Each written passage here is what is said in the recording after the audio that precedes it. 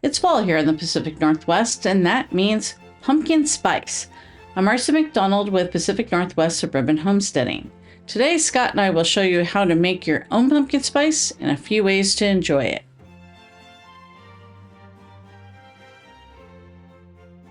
Pumpkin spice is really pumpkin pie spice. This time of year, it seems to be in everything from candles to various foods. It is readily available pre-mixed at the grocery store, but you can easily mix up your own even if you don't have the astonishingly large amount of spices that we use because of the ethnic foods we enjoy. You'll need ground cinnamon, ginger, cloves, allspice, and nutmeg.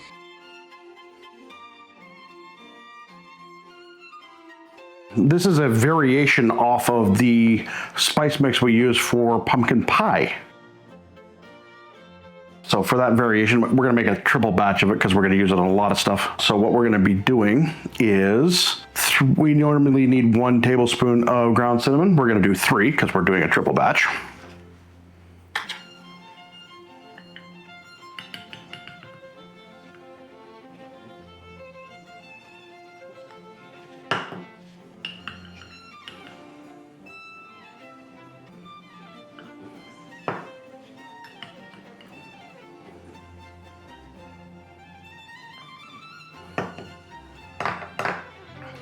Got my cinnamon. I need normally a half tablespoon of ginger, but since I'm doing a triple batch, I need 1.5 tablespoons of ginger after we clean the cinnamon off of the tablespoon.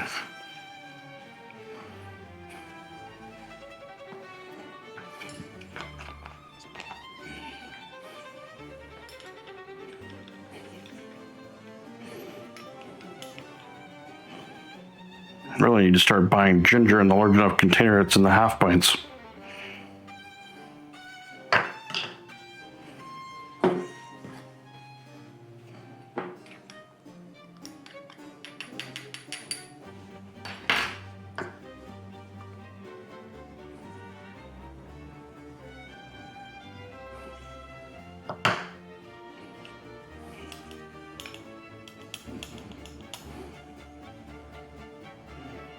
We need 1/4 tablespoon of clove. We'll do about 3/4 tablespoon because we're actually going to be making a little bit of a modification of this to include some allspice in this recipe.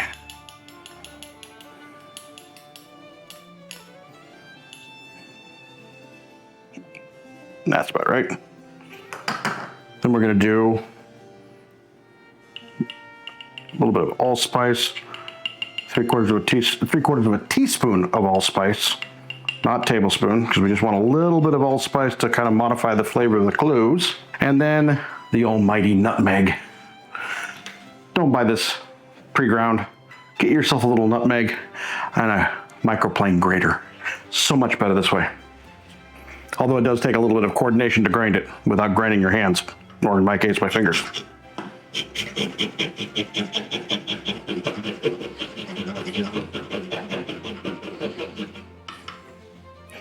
So nutmeg is a very personal spice. Use as much or as little as you want for your pumpkin pie spice mix. In my case, I use a lot. But how much do you think is in the bowl? Probably a full teaspoon, and I may add more later. So these are the basic ingredients of our pumpkin pie spice mix.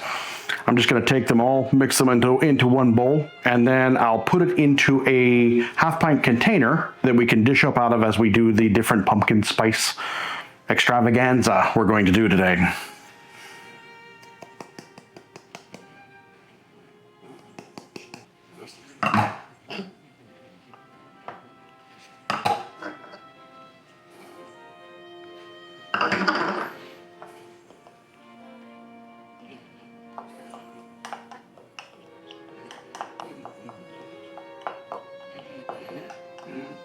I want to make sure I'm getting in there. The ginger tends to be a little clumpy sometimes, just because of the nature of ground ginger. I want to get in there and kind of break up the clumps a little bit, make sure I get it all thoroughly incorporated. Especially because the idea is you want to get all of this mixed together nice and neat, so all you have to do is come in here with a a teaspoon or a tablespoon to get how much ever pumpkin spice mix you want for whatever it is you're going to do. And there you have it, homemade pumpkin spice mix.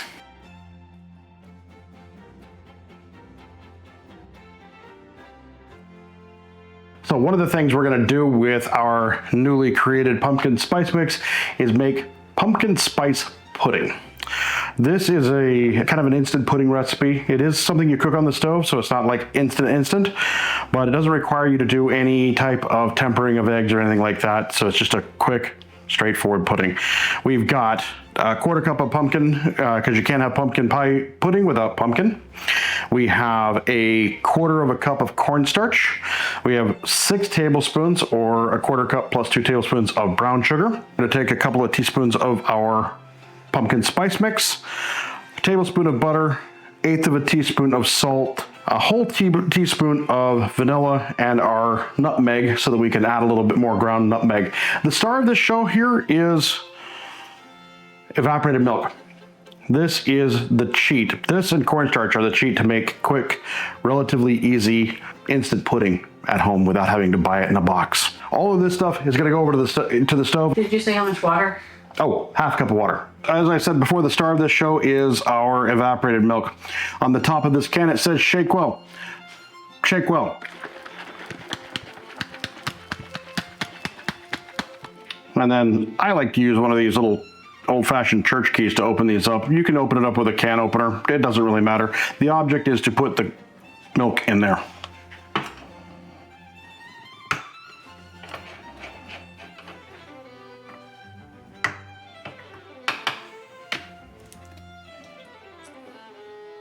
One whole can of evaporated milk goes in.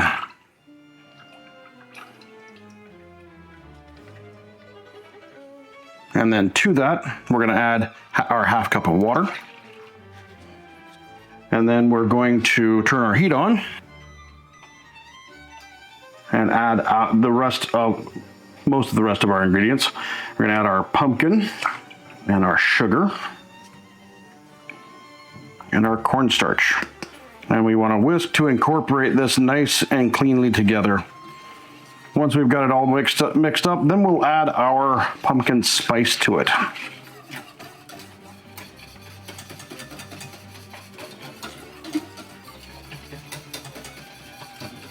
Okay, got my sugar and my cornstarch all incorporated in. So now I'm going to add my pumpkin spice.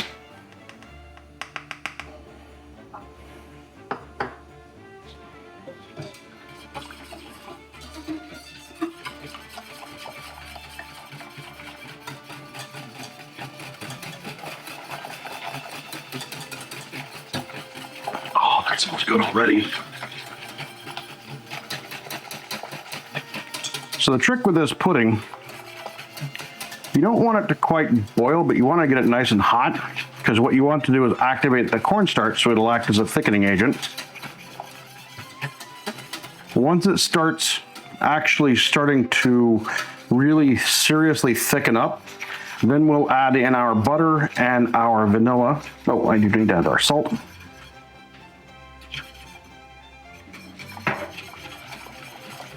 And any additional nutmeg we want to add in.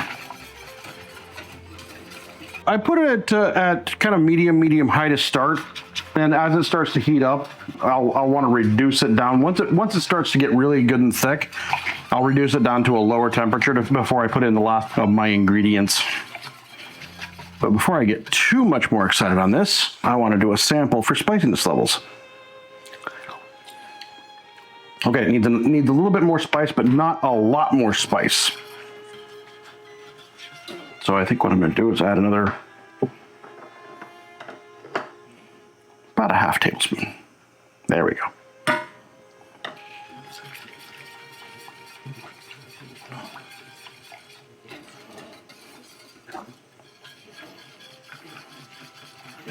One thing about this recipe, since you're making up your own pumpkin spice, you can put in as much or as little as you want.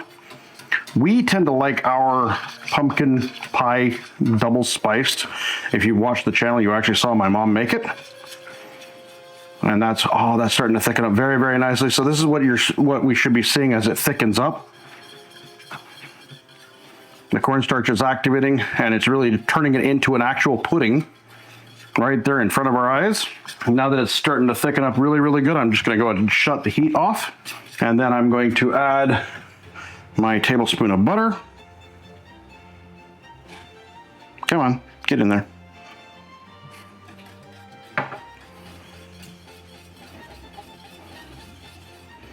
Whisk that in to incorporate the butter.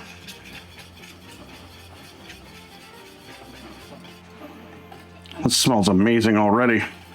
Now that the butter's melted, I'm putting in my vanilla.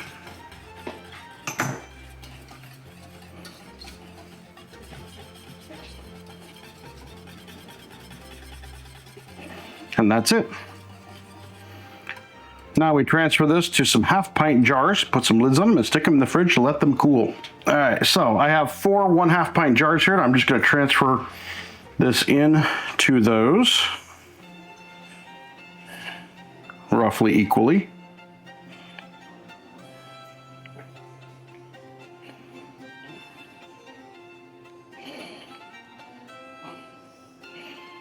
This recipe does double fairly well.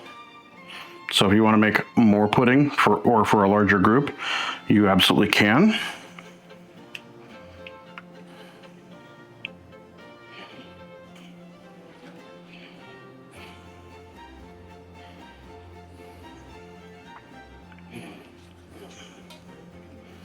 One of the major advantages to doing this yourself with your own homemade pumpkin spice mix, pumpkin's available in the grocery store pretty much year-round in its puree form, as is evaporated milk. So if you want pumpkin pie when it's not pumpkin pie season, make pumpkin pudding.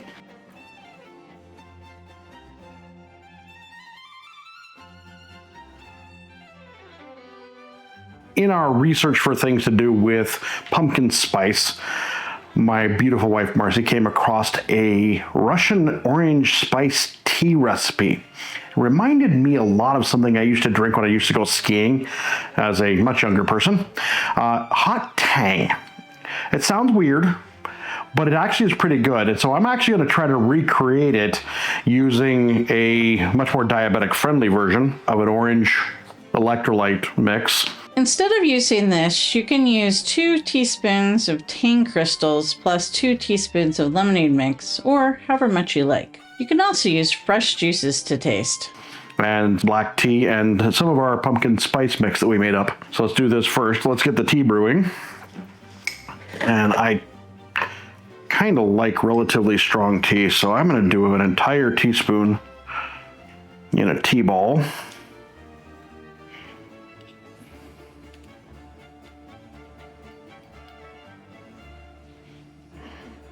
Drop that into a pint-sized mug and get some water going in that.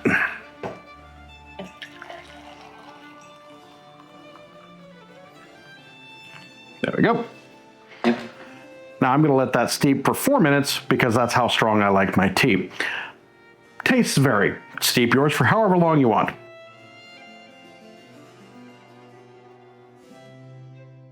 Give this just a little bit of stir to mix the tea up a little bit, and then pull my tea ball out of it.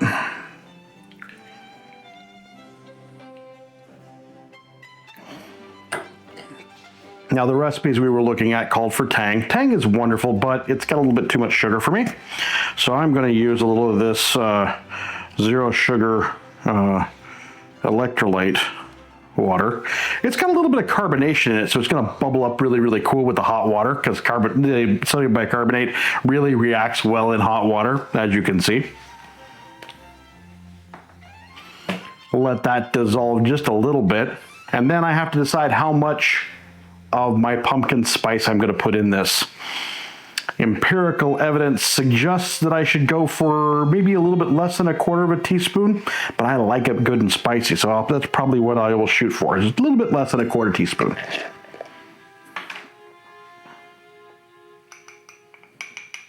Oh, that stuff smells so awesome. And I'm just going to use a good old butter knife to Give this a stir in. All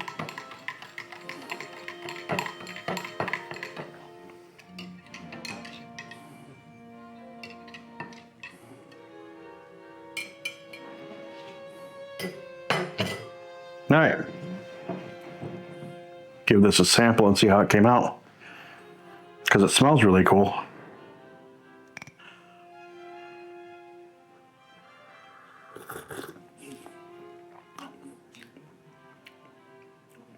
Yeah. Could probably even go a little heavier on the spice. If you've ever had spiced orange juice at like a Christmas fair or something, it's very similar. I like it. Definitely give it a try if that's to your liking.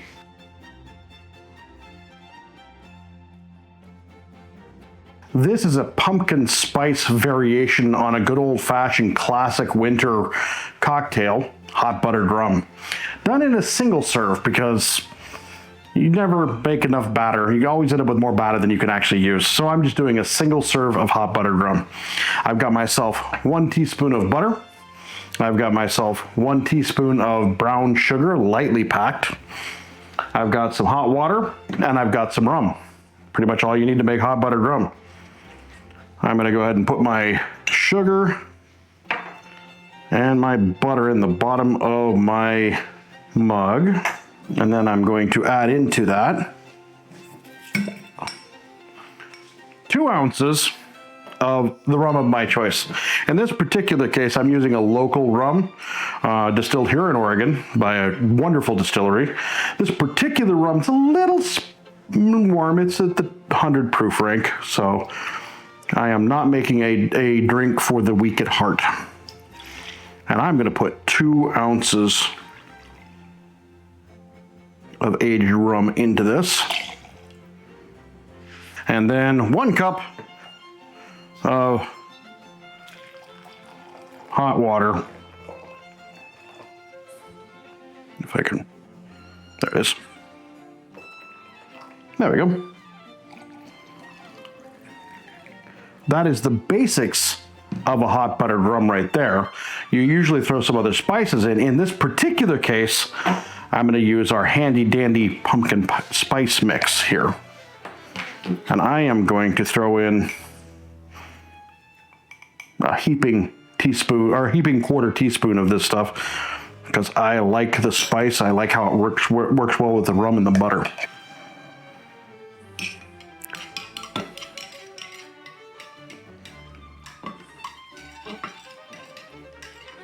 If you're one of those folks that likes to use a drink shaker, I don't recommend doing it with hot drinks.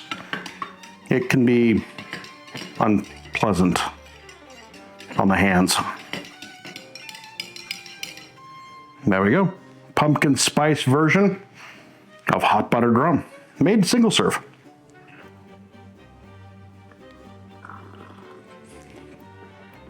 Oh yeah, that'll work. That'll relax your muscles, but good.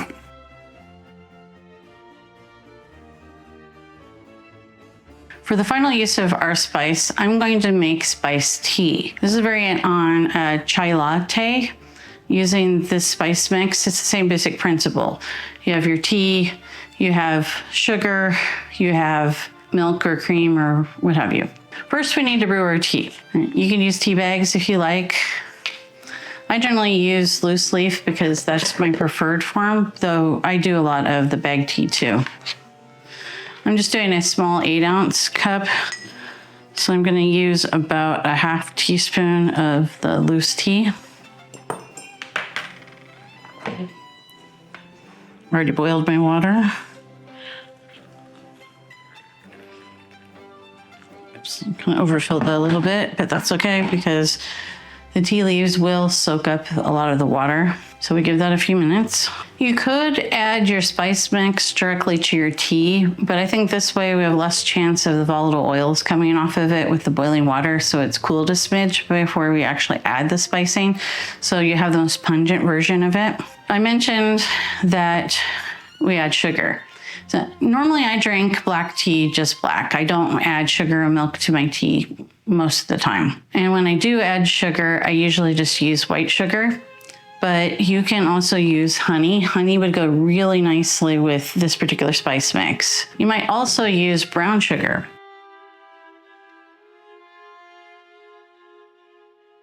So now I've steeped it about 4 minutes or so. Pull out the tea bowl. The amount you add is going to be according to taste. I like mine fairly spicy.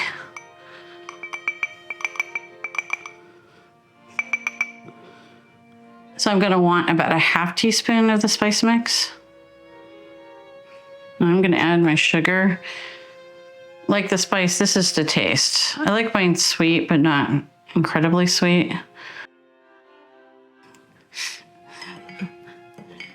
A spoonful of sugar is probably quite a lot.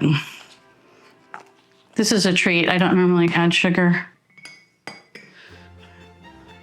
want to add milk, so I'm going to drink a little of this down. I put too much water in. It's good even without milk. I just like the creaminess of milk, kind of like chai. It'll help cool it a bit so I can make a little more room.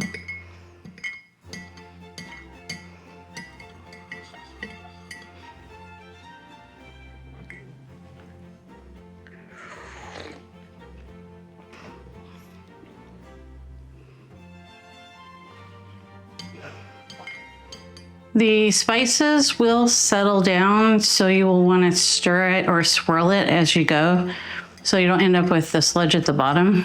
And there you have a pumpkin spice chai. It is easy to make your own high-quality pumpkin spice treats. Here are just 4 ideas for how you can use the spice you buy or mix yourself. Hope you enjoy them throughout this fall and into the holiday season. Thanks for watching. Please like and subscribe. Until next time, be curious, keep an open mind, and never stop learning.